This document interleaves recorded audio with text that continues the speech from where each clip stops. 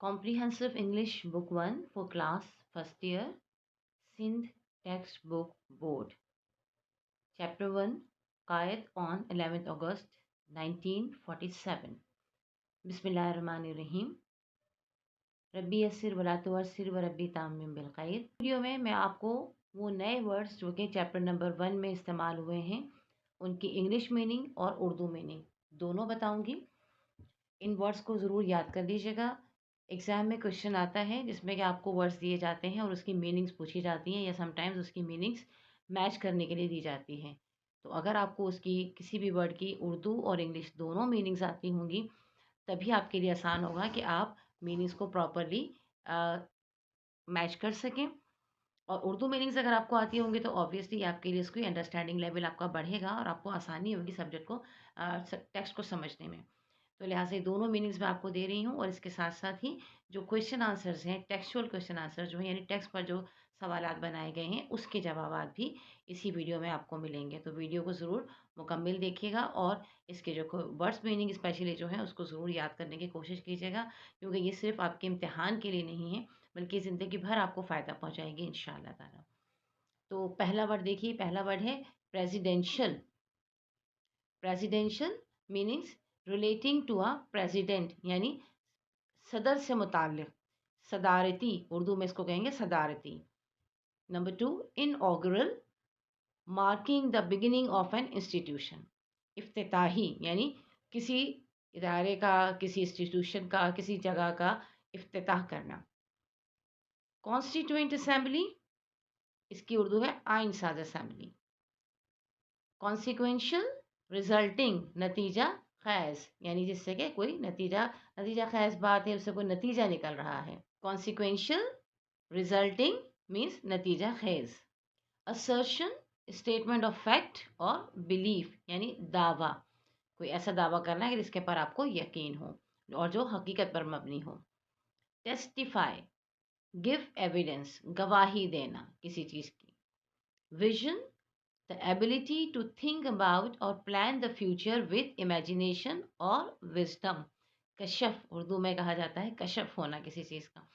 और आसान उर्दू में आप ये समझ लीजिए कि किसी भी चीज़ के बारे में, किसी भी प्लान के बारे में आप आगे तक सोच सकें और तसव्वुर कर सकें कि ये चीज़ आगे जाकर क्या रिजल्ट देगी, कैसी होगी, उसको कहते हैं विजन होना किसी भी चीज़ का। कंपेनियंस, एसोसिएट, पार्टनर यानी साथी। कॉर्डियली, विद इंटेंस फीलिंग, खुशदिली से, दिल के साथ। अटमोस्ट, मोस्ट एक्सट्रीम, ग्रेटेस्ट, इंतहाई। सिंसियरिटी, ऑनेस्टी ऑफ माइंड और इंटेंशन, आपके इरादे के अखलास और आपके दिमाग की ईमानदारी यानी आपका खुलूस किसी भी बात में।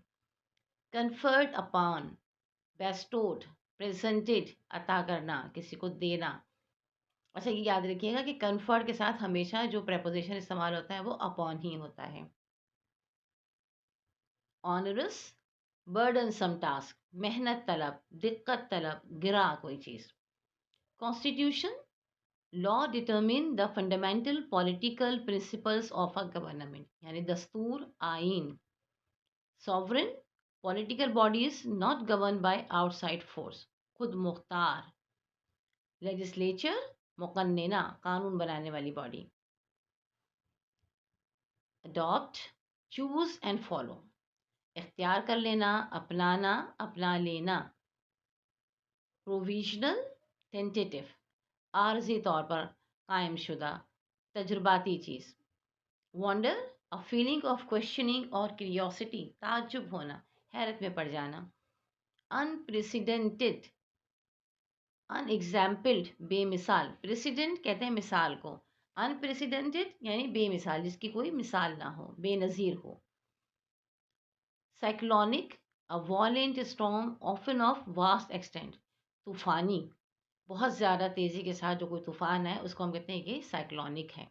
Revolution, a fundamental change in political organization, इनकलाबी तब्दीली। डोमिनियंस, सॉवरन और सुप्रीम अथॉरिटी, तसल्लुत, हुकूमत, इख्तिदार। Subcontinent, a large and distinctive land mass, subcontinent usually बड़े सग़ीर को कहा जाता है जो हमारा बर आज़म एशिया है उसमें जो पाकिस्तान, इंडिया, बांग्लादेश ये तमाम इलाके यहाँ मौजूद हैं, इस हिस्से को बर सग़ीर कहा जाता है। इनहेबिटेंट्स, ड्वेलर, रेजिडेंट, रहने वाला, बाशिंदा, अंदर रहने वाला, किसी इलाके में रहने वाले शख्स को वहाँ के बाशिंदे को कहते हैं, ये वहाँ के इनहेबिटेंट्स हैं। टाइटैनिक, ऑफ ग्रेट फोर्स और पावर, बहुत ताकतवर। अनपैरेलल्ड, अनइक्वल, अनमैच्ड, बेमिसल, बेजोड़, अनोखा, यानी उस जैसा कोई दूसरा ना हो।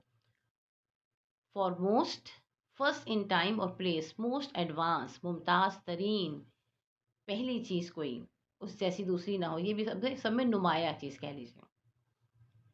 एम्फोसिस और emphasize, to stress, single out as important, ताकीद करना, जोर देना, जोर डालना। Gravest, serious matter in consideration, सबसे बड़ा मसला, कोई ऐसा मसला जो कि बहुत ज़्यादा अहमियत का हामिल हो, बहुत ज़्यादा तवज्जो के काबिल हो, उसे हम कहते हैं ग्रेवेस्ट है। प्रोटेक्ट, कीप सेफ, तहफ़्फ़ुज़। Curse, wish harm upon, invoke evil upon, बद्दुआ करना, बद्दुआ देना। Bribery, giving money to get illegal work done, रिश्वत। करप्शन, लैक ऑफ इंटीग्रिटी और ऑनेस्टी, बदउनवानी। एडवोकेट, एडवोकेट, इनफ, माकूल, काफ़ी। मेजर्स, स्टेप्स, एस्टिमेटेड एक्सटेंट, इक़दामात। इसमें देखिए उर्दू भी बहुत अच्छी इस्तेमाल की गई, अच्छी उर्दू भी इंसान की अच्छी होनी चाहिए, उसको भी ज़रूर लर्न कीजिएगा। ब्लैक मार्केटिंग, इलीगल बिजनेस, काला धंधा। तिजारत, स्मगलिंग, ममनुआ तिजारत और smuggling. Frequently, many times at short intervals, कसरत से। Tackle, accept as a challenge, take on, निमटना। Monster, abnormally large, giant. देव हैकल, देवकामत, गैर मामूली बड़ा और ताकतवर। Colossal, of a bulk, extent, stupendous, भारी भरकम, वसी और बहुत बड़ा, जोरदार। Crime, gross violation of human law, जुर्म। डिस्ट्रेस, हर्ट, सफरिंग, गम, जहनी दबाव, रंज, दुख। अंडरमाइन, डैमेज और वीकन, सबुताश करना, तकरीबकारी करना। Commodities, items, material, things etcetera, यानी अशिया। Starvation, lack of food, hunger, भूख। Strike, crash, knock, punch, beat etcetera, ये तमाम लफ्ज़ इस्तेमाल कर सकते हैं इसके लिए। हड़ताल। Legacy, inheritance, मीरास।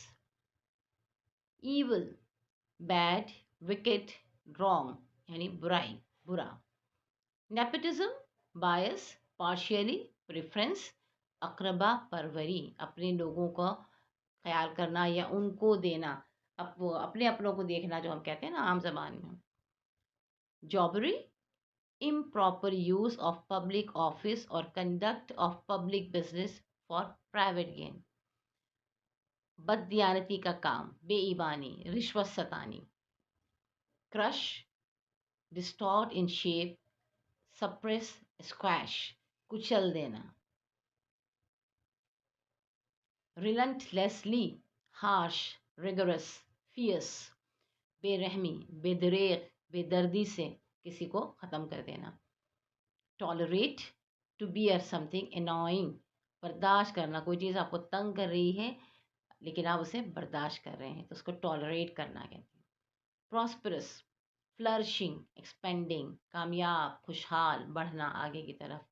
सोली, ओनली, इंटायरली, सिर्फ, मुकम्मल, सिर्फ और या मुकम्मल तौर पर कह दीजिए। मासस, गैदर, पब्लिक, अवाम, यानी मासिस की उर्दू होगी अवाम, आम लोग। Cooperation, join in, give and take, साथ, ताउन, इश्तराक। बाइंग, परचेज, खरीदना। हैचेट, एक्स, चॉपर, कुल्हाड़ी। कास्ट, सोशल क्लास, रेस, माशरती, ज़ात, रुतबा। क्रीड, फेथ, बिलीफ, अकीदा। प्रिविलेजेस, बेनिफिट, एडवांटेज, रियायत, इस्तेकाक। ऑब्लिगेशन, ड्यूटी, रिस्पॉन्सिबिलिटी, जिम्मेदारी। एंगुलैरिटीज हैविंग एंगल, जावियेदार होने की हालत। जावियेदार होना ये आमतौर पर कह लीजिए कि नोकदार होना, किसी की जगह से कोई नोक निकली भी होना, या आप जो वर्ड इस तरह इस्तेमाल हुआ ये चैप्टर में, उसका मतलब ये है कि मुख्तलिफ उसकी मुख्तलिफ ऐसी चीज़ें होना जो कि किसी के लिए परेशानी का बाइस हो। सब्जेक्शन, ऑपरेशन, डोमिनेशन, ताबेदारी, महकूमी। Temples, a building devoted to the worship of a god और गॉडेस, मंदिर वगैरह। डिस्क्रिमिनेशन, बायस, डिस्टिंग्विश, इम्तियाजी सलूक, डिस्क्रिमिनेट करना, इम्तियाजी सलूक करना। Distinction, difference, contrast, Imtiaz. Fundamental, basic, foundational, बुनियादी।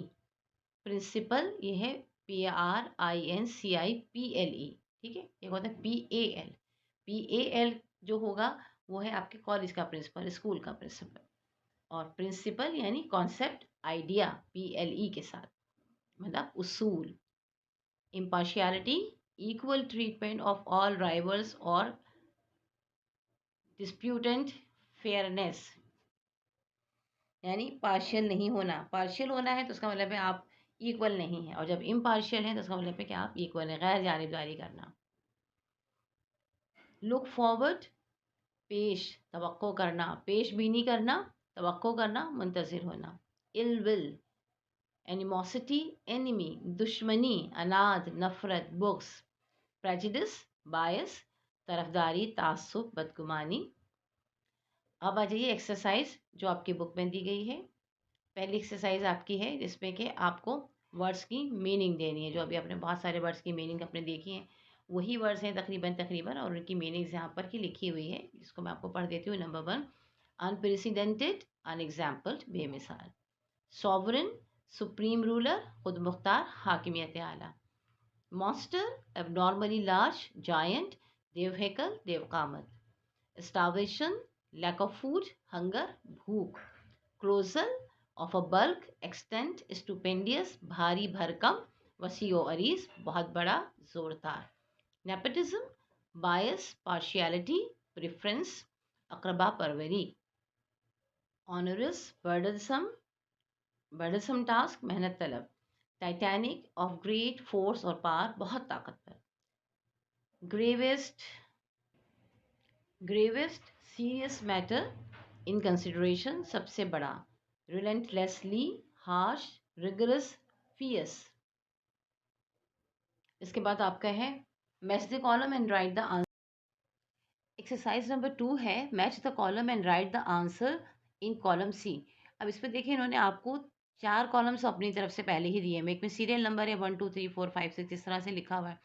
कॉलम ए में जो वर्ड्स लिखे हुए हैं, जो फ्रेजेस लिखे हुए हैं, उसके बाद एक और कॉलम में जिसमें नंबर उन्होंने दिया हुआ है जो कि अल्फ़ाबेटिकल ऑर्डर्स में ABCDEF इस तरह से, और फिर कॉलम बी में कुछ वर्ड्स लिखे हुए हैं। अच्छा, करना क्या है इसको अच्छी तरह से समझ लीजिए, क्योंकि ये यहाँ आंसर तो आपको मिल जाएगा, मैं आपको बता दूंगी ये है, लेकिन एग्जाम में अगर आपको इसी पैटर्न पे मिल जाता है क्वेश्चन तो फिर आप उसको कैसे करेंगे, ये तो आपको आना चाहिए ना।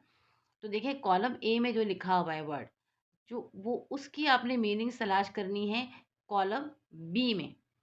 अब कॉलम बी में जब आप उसकी मीनिंग आप तलाश कर लेंगे तो आपने वही वर्ड को कॉलम ए से कॉरिस्पॉन्ड करते हुए कॉलम सी में लिखना है। यानी जैसे उन्होंने एग्जाम्पल दी है कि कॉलम ए में लिखा हुआ है पुट डाउन, ठीक है, और उसके आगे लिखा हुआ है नंबर ए, और कॉलम बी में लिखा है ग्रांट ऑफ समथिंग, सही। जबकि ये जवाब ज़ाहिर है कि ये सही नहीं है, तो सीधी तो जुम्बुल है, इसी में से तो लाइन में से आपने कॉलम बी में से तो आपने जवाब तलाश करना है।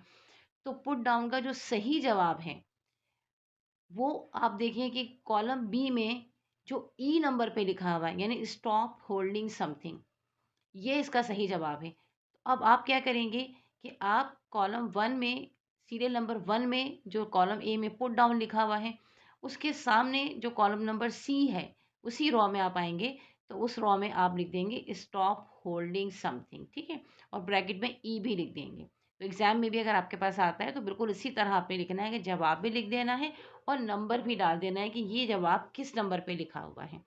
अच्छा, अब हम इसके सॉल्यूशन की तरफ आ जाते हैं। देखें, पहला तो मैंने आपको बता दिया कि कॉलम ए में जो वर्ड है पुट डाउन, उसकी मीनिंग है स्टॉप होल्डिंग समथिंग, और ये कॉलम बी के ई नंबर पर लिखा हुआ है। नंबर 2 जो है वो है ब्रिंग अबाउट। लेकर आना, कोई चीज़ ज़ाहिर कर देना। अब बी जो है, नंबर 2 जो है, जो ब्रिंग अबाउट है, ये इसका आंसर लिखा हुआ है नंबर डी पर। To cause something to happen, यानी किसी काम के हो जाने की का करना, कुछ ऐसा करना कि जिससे वो काम हो जाए, ब्रिंग अबाउट ये हो गया, ठीक है। तो ये नंबर डी पे लिखा है तो हमने यहाँ डी लिख दिया। इसी तरह नंबर 3 पे लिखा हुआ है गो थ्रू। अब गो थ्रू जो है, इसका जो जवाब है वो लिखा हुआ है नंबर जे पर, ठीक है। नंबर जे पे लिखा रीड और एग्जामिन थॉरली, तो हमने जवाब भी लिख दिया और नंबर भी डाल दिया आपकी आसानी के लिए। इसी तरह नंबर 4 पे देखिए लिखा है कन्फर्ड अपॉन, ठीक है, कन्फर्ड अपॉन। अब इसकी जो मीनिंग है, सही मीनिंग जो है वो नंबर ए पे लिखी भी है, ग्रांट ऑफ समथिंग, यानी हमने किताब सबक के दौरान भी पढ़ा था कि कन्फर्ड अपॉन का मतलब है अता करना, किसी को कोई चीज़ दे देना, तो ग्रांट ऑफ समथिंग के मानी भी यही हैं। फिर उसके बाद नंबर 5 पे आपके पास लिखा हुआ है बाउंड टू, ठीक है।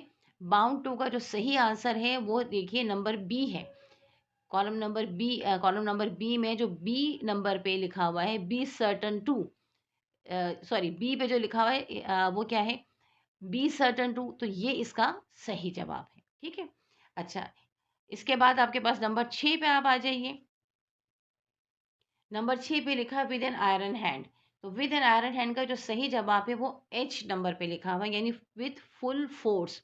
तो हमने विद एन आयरन हैंड के सामने कॉलम सी में नंबर एच भी डाल दिया और उसके साथ साथ विद फुल फोर्स भी लिख दिया, यानी पूरी ताकत के साथ। नंबर 7 पे है टू टैकल द मॉन्स्टर, इसका सही जवाब है नंबर एफ पे लिखा हुआ है टू डील और फेस ग्रेट प्रॉब्लम। तो आपकी बहुत बड़ी सी ग्रेट प्रॉब्लम जो है उसको फेस कर रहे होते हैं, बड़ी सी मुसीबत को, तो आप कहते हैं to tackle the monster. Monster कहते हैं ना, बड़े से कोई देवहकल चीज़ है, कोई खौफनाक चीज़ है, डरावनी सी चीज़ है, उसको कह रहे थे। तो टैकल करना यानी इसको हैंडल करना, तो लिहाजा क्या हो गया, टू डील और फेस ग्रेट प्रॉब्लम। इसके बाद नंबर 8 पे है bring to bear. Bring to bear, इसका सही जवाब नंबर जी पे लिखा हुआ है have an effect of something, यानी ब्रिंग टू बियर सामने लेकर आ जाना, किसी चीज़ का असर को सामने आ जाना, तो क्या होना, किसी चीज़ के असर का सामने आ जाना, तो अंग्रेजी में इसकी जो मीनिंग हो जाएगी have an effect of something. Number 5 पे है टू बरी द हैचेट, इसका सही जवाब है to end fight to make peace, ठीक है, लड़ाई को ख़त्म कर देना। वो कहते हैं ना कि चलो भाई लड़ाई लड़ाई माफ़ करो, अब तमाम चीज़ें ख़त्म कर दो, जो भी पुरानी बातें हैं उसको दफना दो। तो बस ये to end fight to make peace, क्या फाइट को एंड कर देना है और अमन कायम करना है। इसके बाद नंबर 10 पे है to deal sorry to lead someone to lead someone to, इसका जवाब लिखा हुआ है नंबर आई पे encourage to do an expected task. Lead करना क्या होता है, रहनुमाई करना, किसी की रहनुमाई करना। तो जब आप रहनुमाई करेंगे तो क्या करेंगे, ज़ाहिर है आप उसको इनकरेज करेंगे, एक ऐसा टास्क, एक ऐसा काम जो कि आप एक्सपेक्ट कर रहे हैं कि उसने करना चाहिए, अब आप उसकी हौसला अफजाई करेंगे करने के लिए, तो वो क्या करेंगे, आप इनकरेज करेंगे। So encourage to do an expected task, ठीक है। अब इसके बाद आ जाते हैं नेक्स्ट एक्सरसाइज। अब है exercise number 3, reading comprehension. Read the statement in circle the correct option, इसमें हमने करेक्ट 4 ऑप्शन लिखने के बजाय जो राइट ऑप्शन है वही यहाँ पर लिख दिया है, ठीक है, और वो है ब्लू कलर में। लाइक नंबर 1, द कायदे Azam was speaking to the constituent assembly at national level. Number 2, the main function of the constituent assembly was to, सही ऑप्शन है make constitution. Number 3, according to the कायदे Azam cyclonic revolution meant a wave of, answer है revolt. The main task of government according to the Qaeda Azam is to make law and order. To make law and order is the right answer. According to Qaeda Azam, the poisonous thing is corruption. Corruption is the right answer. The closer crime monster as stated in the text is black marketing. यानी सही जवाब इसका है black marketing. Number 7. On 11 August 1947, Qaeda Azam was speaking to first legislative body. First legislative body is the right answer. The first legislative body was bestowed with full powers. Number 9. The thing that was already prevailing in the continent after partition was bribery. Number 10.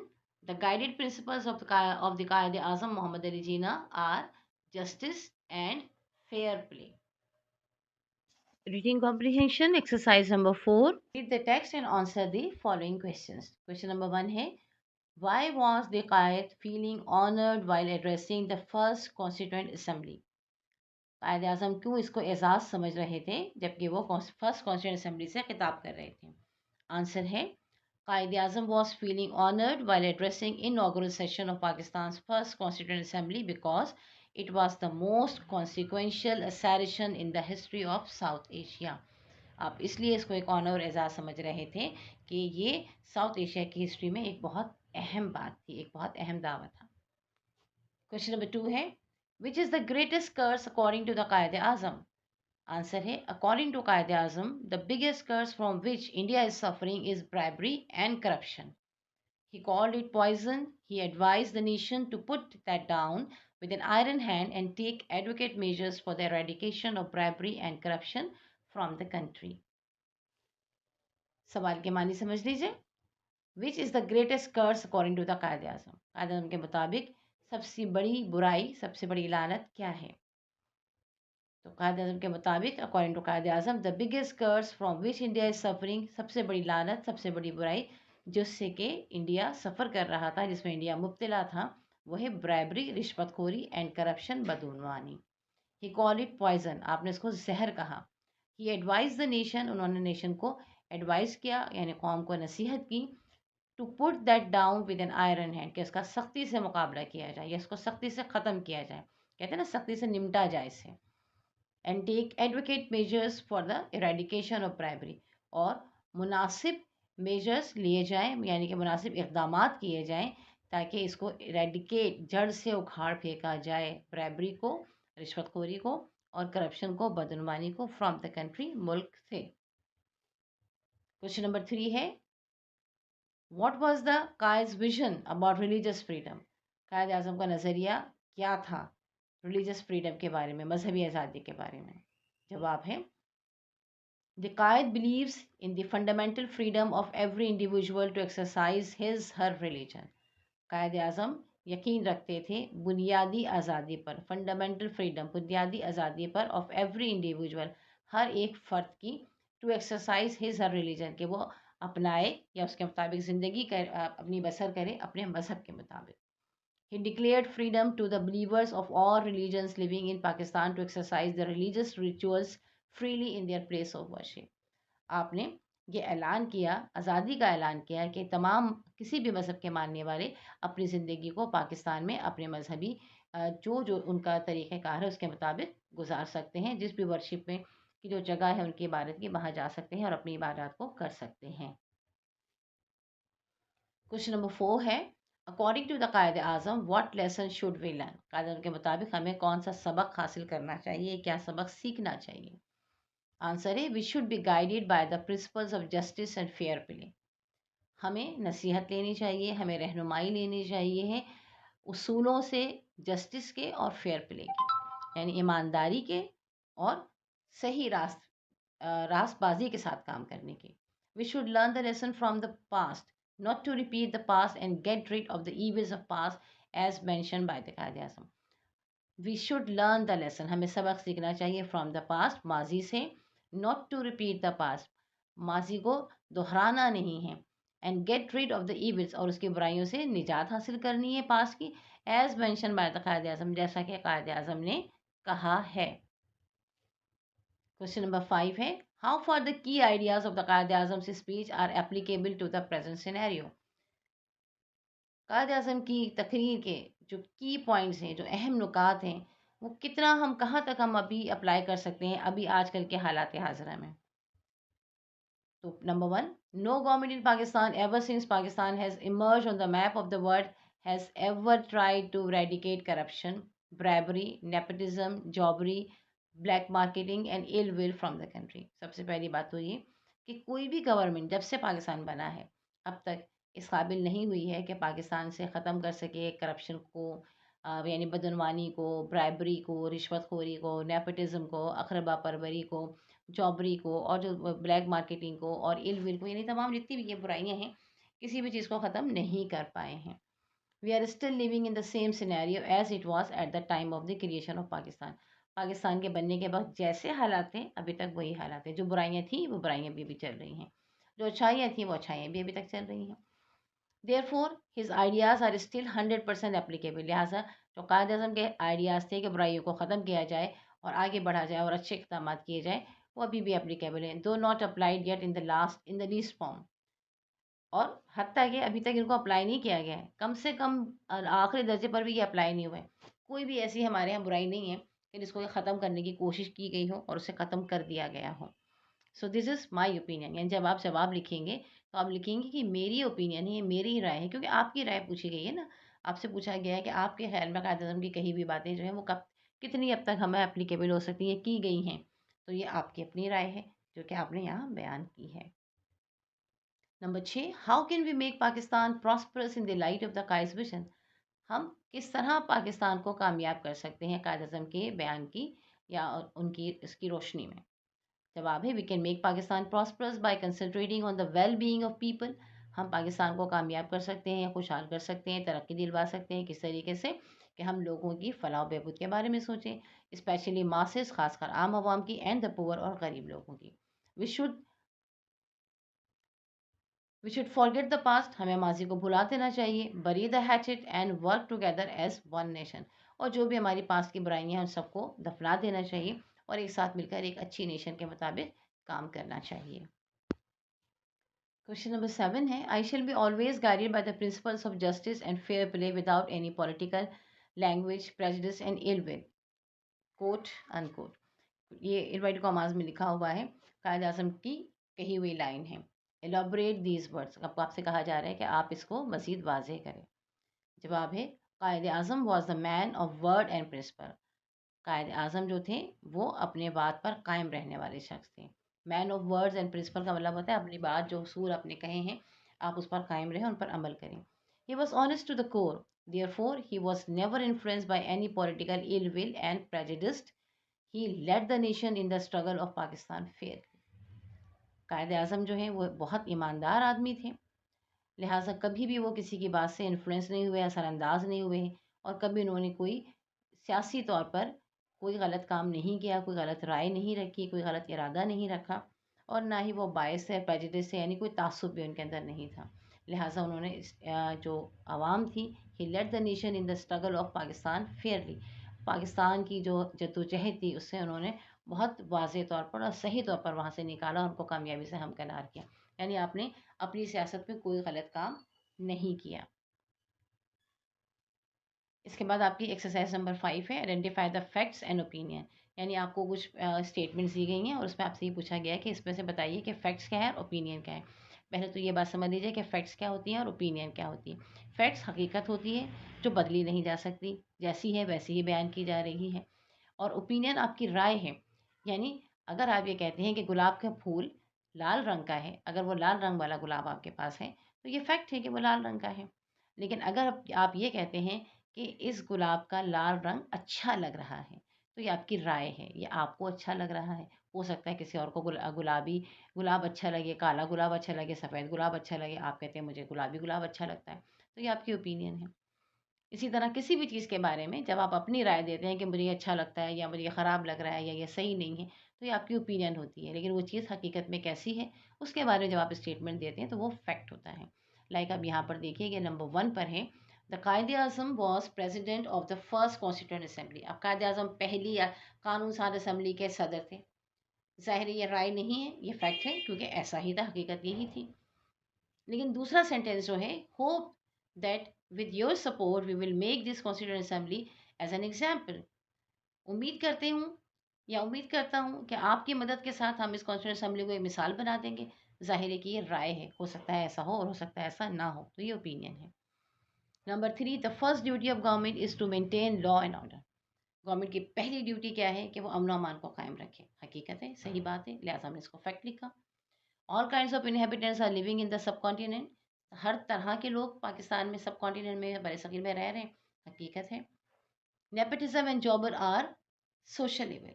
Nepotism और jobber जो है वो क्या है, वो हमारे सारी कोई खूबी तो नहीं है ना, अकरबा परवरी का होना या बदरवानी का होना, बुराइयों का होना, ये कोई खूबी तो नहीं है। ना ही ये राय है कि नहीं मेरी राय में तो ये गलत है, किसी और की राय में ये सही हो सकते हैं। ऐसा नहीं है, हम सब इसको गलत ही समझते हैं, बुरा ही समझते हैं, तो लिहाजा ये फैक्ट है। The mighty revolution that has taken place is unprecedented. ये ओपिनियन है कि अगर आप ये कहें कि ये जो रेवोल्यूशन है इसकी कोई मिसाल नहीं है। तो हमें लगता है कि इसकी कोई मिसाल नहीं हो सकता है कि किसी और के और मिसाल हो जो उसको बराबर में लाकर खड़ा कर दे। ये थी आपकी एक्सरसाइजेस जो हमने की। अल्लाह ताला आपको कामयाबी अता फ़रमाए, आपकी मदद फ़रमाए पढ़ने लिखने में और आपको पढ़ाई करना आसान कर दे आपके लिए। इस वीडियो को ज़रूर अपने दोस्तों के साथ शेयर कीजिएगा, चैनल को सब्सक्राइब कीजिएगा अगर आपको मज़ीद पढ़ना है, आगे के लेसन्स देखने हैं और लाइक भी ज़रूर कीजिएगा, ठीक है? अल्लाह ताला आपको कामयाबी अता फ़रमाए। आमीन सुम्मा आमीन।